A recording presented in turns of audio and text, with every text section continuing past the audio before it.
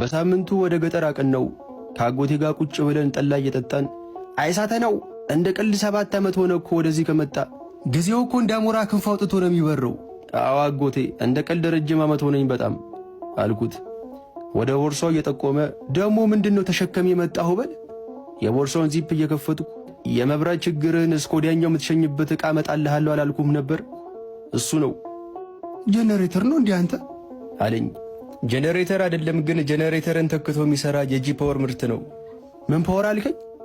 ፈገግ ብዬ ጂ ፓወር ከጄኔሬተር የሚለየው ይሄ ምንም አይነት ነዳጅ አይጠቀምም። በፀሐይ ብርሃን ግጥም አድርገ ቻርጅ አድርገ ለረጅም ቀን የምትጠቀምበት ባትሪ ነው። ካሁን በኋላ መብራት ኖራ ኖረ ምንም አያሳስብም አልኩት። ኡራ ይሄማ ከጥሎሽ ምን ይተናነሳል ጃል። እንደዚህ አይነት አንድ አምጥተህ ለልጅቱ ቤተሰቦች ብትሰጥ ያለምንም ጭቅጭቅ ነው ልጃቸው የሚሰጡን ብሎ ሳቀና ጠላውን ጎንጨት አለ።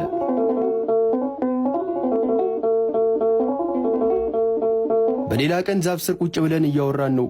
እንደው ግን ከተማ ያሉት ደናግል አልቀው ነው ገጠር ድረስ የመጣው አለኝ።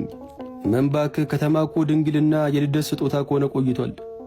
እና እስከ ዛሬ ስንት የልደት ስጦታ ተቀበልክ ብሎ ፈገግ አለ። ለእኔ ጊዜ ምን እንደሚነካቸው እንጃ ዋሌትና ሰዓት ብቻ ነው የሚሰጡኝ። ድንግልናቸው ሊሰጡኝ ቢፈልጉ እንኳ ልክ ጉዳዩን ልንፈጽመው ስንል እንደ አማርኛ ፊልም ስልካቸው ይጠራል። ከዛም አያቴ ስለሞተ ቶሎ ድረሽ ትባላለች። እኔ እኮ ግርም የሚለኝ 110 ዓመት ያለፈው አያቷ እስካሁን ምድር ላይ ምን ይሰራ እንደነበር ነው። እሱን አንደኛህን ሰማይ ቤት ስትሄድ ትጠይቀዋለህ አለኝ። እና ታዲያ አጎቴ ልጅቷን መች ነው የምታስተዋውቀኝ? በጉጉት አለኩ እኮ። ከእናቷ ጋር ዘመድ ጥየቃ ብለው ወደ ሌላ ቀይ ዘልቀው እኮ ነው። እስኪመለሱ ትንሽ ታገስ አለኝ። ምን ያህል ይቆያሉ? 1-2 ሳምንት። ለአንድ ሳምንት ብቻ ነው ሥራ አስፈቅጄ የመጣሁት አጎቴ። በቃ ልመለስና ባይሆን የዓመት ረፍት ወስጄ ድጋሚ እመጣለሁ አልኩት። እንደዛ ይሻላል? አዎ አጎቴ። በልሽ እንዳልክ ያዝ ብሎ ሰፌር ላይ የተቀመጠውን ዳቦ አንስቶ አስያዘኝ።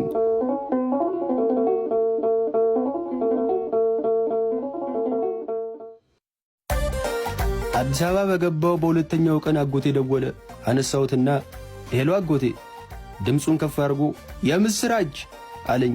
ምስር ብላ ምን ተገኘ እባክህ? ወይንሸት ከዘመድ ጥየቃ ተመልሳለች። ማነት ወይንሸት? ግራ ገባኝ። ውይ ስሟን አልነገርኩም ለካ የልጅቱ ስም እኮ ወይንሸት ነው።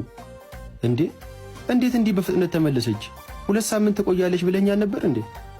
አዎ እንደዛ መስሎኝ ነበር፣ ግን የሆነ ጉዳይ ገጠማቸውና ፈጥኖ ተመለሱ። አሁን ልል የፈለግኩት አንተ ወደዚህ መምጣት ሳይጠበቅብ ልጅቷ ራሱ ወደ አዲስ አበባ ልትመጣ ነው። የምርህን ነው? እንዴት? ቆይ ወደዚህ መጥተህ እንደነበርና ስለ አጠቃላይ ሁኔታው ለእናትየው አጫውቻት የአንተ ዘመድ ከሆነማ ምንም ችግር የለም እተማመንበታለሁ።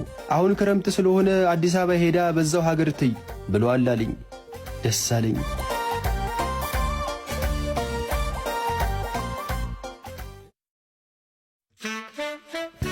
በሳምንቱ ልጅቱ መጣች። መልኳ አጎቴ ካሳየኝ ፎቶ ጋር አንድ ናቸው። ከረጅም ጊዜ በኋላ ከፍርኖ ዱቄትና ከበቆሎ ዱቄት የጸዳ ኦርጋኒክ መልካየው